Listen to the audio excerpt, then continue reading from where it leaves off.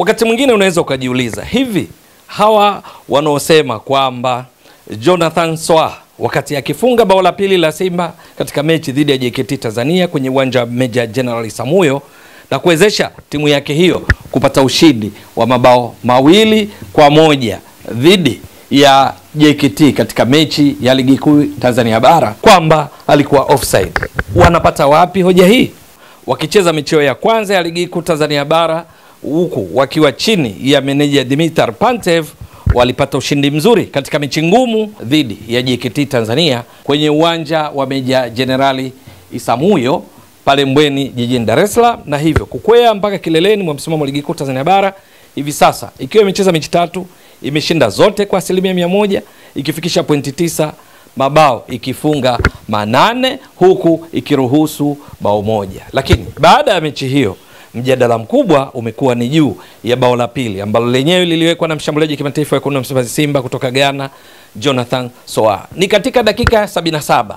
Wakati huu matokeo yalikuwa ni 1-1 kutokana na bao la utangulizi la JKT Tanzania lililofungwa na Edward Songo katika dakika 60 akitumia vyema pasi kutoka kwa Paul Peter, lakini Simba walisawazisha katika dakika ya 64 kupitia kwa mchezaji wa zamani wa JKT Tanzania, beki Wilson Nangu, akitumia vyema pasi kutoka kwa Elim Panzo Kibisawala aliyekuwa amepigiwa pasi ya kona fupi kutoka kwa Jasha Ahua, na hivyo kufanya matokeo 1-1. Sasa wakati mechi kiendelea, dakika 77, Simba ambayo ilifanya mabadiliko kadhaa katika kipindi cha pili, ikiwamo kuingia kwa Jonathan Soa, kuingia kwa Elim Panzo Kibisawala, Morris Abraham, pia kuingia kwa kiungo Alassane Maudo Kante pamoja na Jasha Ahua, Simba walikuwa wakishambulia sana. Na kwenye dakika 77 ndipo Jonathan Soa akafunga bao hili la pili. Mazingira alipolifunga ndipo mjadala ulipoanzia. Pasi kutoka kwa Morris Abraham ilikwenda katikati ya mabeki wawili wa JKT Tanzania ambao walikuwa ni Pasco Musa Manyama na Laurian Makame, wakajichanganya. Matokeo yake Jonathan Soa alikuwa mjanja kwenda nyuma yao, akaupata mpira akiwa peke yake, na hivyo kumchagua kirahisi golikipa Omar Gonzo na kuiandikia Simba bao la pili, bao la ushindi katika mechi hii ambayo mwisho wake wakapata ushindi wa mabao 2-1. Sasa mjadala ulioibuka ni kwamba Jonathan Soa alikuwa offside. Lakini mwisho wa siku Jonathan Soa lile bao alifunga akiwa hayuko offside. Iko vipi? Kwenye hoja inayoelezwa kwamba Jonathan Soa alikuwa offside ni kwamba mpira kweli uliwagusa mabeki wa JKT Tanzania. Hapa nazungumzia Laurian Makame na Pasco Musa Manyama kabla ya kumfikia Jonathan Soa.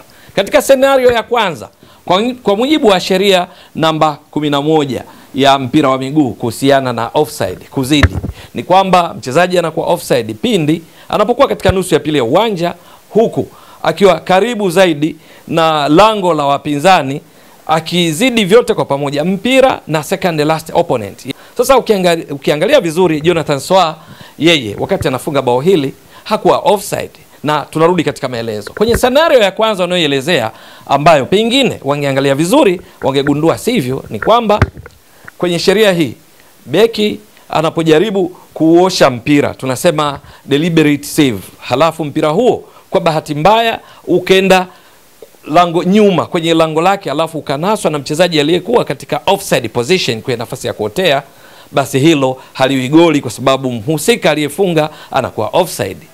Lakini vinginevyo mchezaji wa timu inayoshambulia akiwa kwenye offside position kwenye nafasi ya kuotea, halafu mlinzi wa timu pinzani au mchezaji wa timu pinzani inayozuia akafanya tunasema deliberate play, kucheza kwa kukusudia, mpira umetoka, sifa yake ni pasi kutoka mbali, kautuliza, halafu kwa makusudi anaupiga kuelekea nyuma kwenye lango lao, labda kumpasia golikipa wake bila umakini, kwa kujua kwamba kuna mchezaji wa timu pinzani aliyekuwa kwenye eneo la kuotea wa kushambulia, hilo linakuwa ni bao halali, halina mushkeli. Lakini katika mazingira ambayo beki wa timu inayozuia au mchezaji wa timu inayozuia anaporejesha mpira nyuma kwa makusudi, ndio tunasema deliberate play, halafu yeye kaunasa huku akiwa katika offside position, hilo ni bao halali, hawi offside. Hiyo ni scenario mojawapo. Lakini scenario ya pili ambayo nimeshatoka kuelezea, kama ni deliberate save, yani mchezaji wa timu inayozuia anafanya jitihada za kuondosha mpira,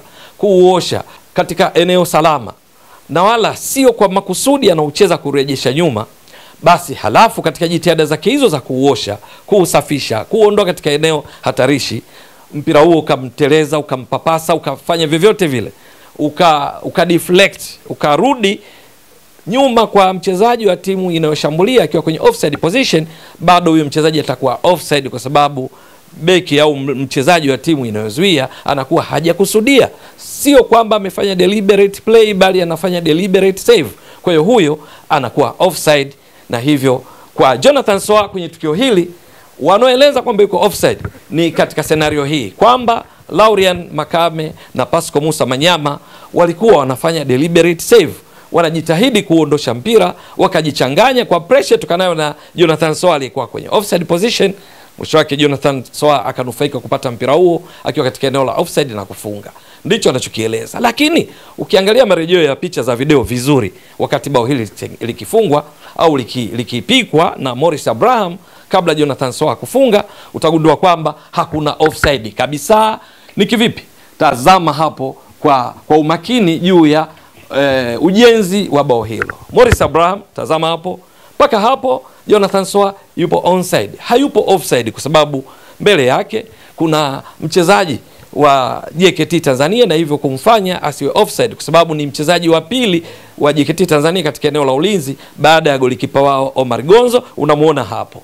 Sasa hata wakati mpira unatoka mguuni mwa Morris Abraham, ukiangalia vizuri Jonathan Soa bado alikuwa onside, hayuko offside. Na ni hapa ndipo unapoona ile hoja kwamba Jonathan Soa alinufaika kwa mpira ambao umetoka kwa walinzi wa JKT Tanzania, huku yeye akiwa katika offside position, huku kusudio la Laurian Makame, kusudio la Pasco Musa Manyama ni kuosha mpira, ni kufanya deliberate save na sio deliberate play ambayo imemnufaisha Jonathan Soa. Hoja inakufa kwa sababu Jonathan Soa hakuwa offside wakati wa ujenzi wa bao hili. Morris Abraham wakati anakokota mpira yeye yuko onside, wakati anauachia mpira anaupiga, tazama hapo, tazama, unaona Jonathan Soa yuko onside wala sio offside. Lakini akawa mjanja, wakati mpira umeshatoka akakimbia nyuma ya mabeki, nyuma ya kina Laurian Makame, Pasco Musa, na kisha walipojichanganya mpira ukamkuta wakati yeye akiwa ametoka katika eneo halali, na kamwe hayuko offside kwa sababu mpira wakati ukitoka mguuni mwa Morris Abraham, Jonathan Soa hakuwa offside. Bila shaka na wewe unajithibitishia hilo kupitia skrini yako, na ukitaka vizuri unaweza ukarejea. Tumejaribu kufafanua huku kwa maandishi na mishale kuonyesha Jonathan Soa hakuwa offside. Kwa sababu hiyo, hili ni bao halali, ni bao ambalo mwamuzi William Abel na wasaidizi wake walikuwa sahihi kuliruhusu, na hivyo Simba wamepata ushindi halali kabisa usio na shaka ndani yake wa mabao 2-1 dhidi ya JKT Tanzania, na hivyo wanastahili kufurahia na kupanda pale juu kileleni, huku meneja Dimitar Pantev akianza vyema ajira yake ndani ya Simba kwenye mechi za ligi kuu Tanzania bara. Maana hii ilikuwa ni mechi yake ya kwanza, mechi dhidi ya JKT Tanzania ya mwalimu Ahmadi Ali ambayo ilicheza vizuri sana leo hii, lakini Dimitar Pantev akaizidi mbinu katika kipindi cha pili, hasa baada ya kufanya mabadiliko yaliyohusisha wachezaji wake watano, viungo watatu wa ushambuliaji, Neo Maema, Kibu Dennis Prosper, Joshua Budo Mutale, wote aliwatoa, lakini pia kiungo mmoja wapo ukabaji Yusuf Kagoma alimtoa, lakini alimtoa mshambuliaji kinara Steven Dese Mukwala.